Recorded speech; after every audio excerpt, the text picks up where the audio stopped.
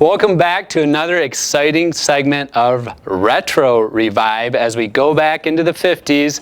And Denine had me working on more 50s stuff this week, and it's been a lot of fun. We did this cool little retro 50s cabinet that really can stand alone by itself. But what I wanted to talk to you, of course, about is what we use to make these look so cool.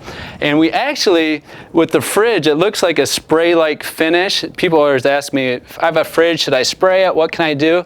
And really, these days with roller technology, they make what we call fine finish rollers, micro plush. You can pick them up at Northwood Paint. And really, if you use the right roller, it looks like a spray-like finish, but I just actually rolled the breakthrough on it.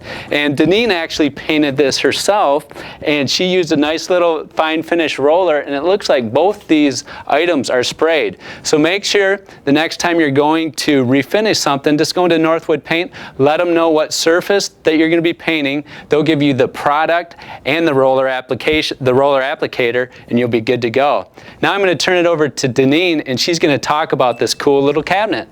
This piece right here is an old Youngstown metal cabinet from the 50s, and I love them. They're so durable, and they just have such a great look to them. If you had seen this before it got painted, and I think we've got a picture of it, it was so disgusting, rusted, awful.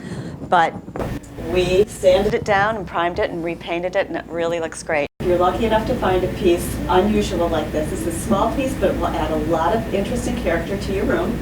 The back is finished too, and I think that's typical of a lot of the metal cabinets. So we painted that, and it could stand in the middle of the room if you have a small space. It could act as an island area. But if you don't want to go out looking, or you're happy with the cabinets you have but you want to update them, you can just paint the cabinets you have. You can change out the pulls. There are a lot of different varieties. You can buy something new. You can search resale shops or thrift shops, yard sales, and find some different pulls. You can take the pulls you have and paint them out red or paint them a different color. If you want to just do a small project, you could paint the doors. One thing I remember that was popular in the 50s was that the door fronts were painted, different colors. Like one would be pink, and one would be this teal, and one would be a pale yellow.